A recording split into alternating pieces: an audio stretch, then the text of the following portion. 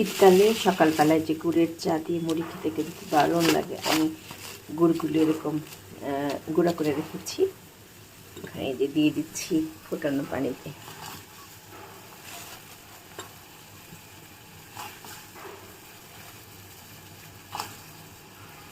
ব্যাস ভালো মতো ফুটে গেলে এটাতে চা পাতা দিয়ে দিব। দুধ দিয়ে খেতে বেশি ভালো লাগে, কিন্তু আজকে খাবো রং চা, গুড়ের রং চা মুড়ি দিয়ে।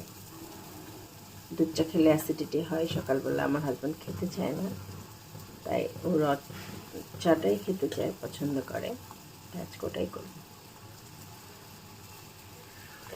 একদম রসের ঘ্রাণ ছুটে গেছে আমার সারা বাসায়, গুড়ের ঘ্রাণ।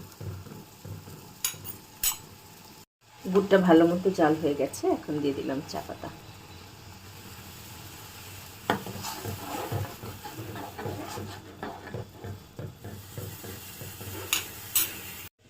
মুড়িটাকে একটু হালকা ভেজে নিচ্ছি, তাহলে খুব ভালো লাগবে।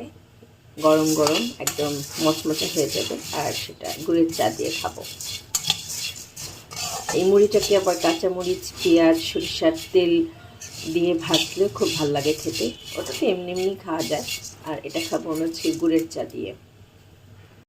এই যে আমার মুড়ি ভাজা হয়ে গেছে, চাও রেডি আছে।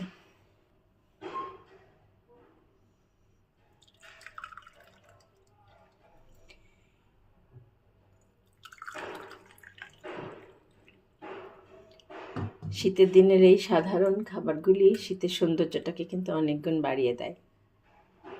সবসময় তো ডাইনিংয়ে বসে খাই, আজকে আমার ইচ্ছা করছে এইখানে ফ্লোরে বসে খাবো।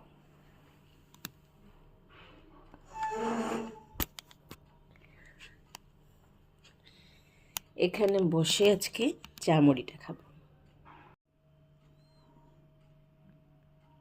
রোদ আসলে অবশ্য ভালো লাগতো, আমি যেহেতু উত্তর সাইডে থাকি, আমার তো এখানে রোদ আসে না, তাতে কি আমি এখানে বসে খাবো আজকে চাটা।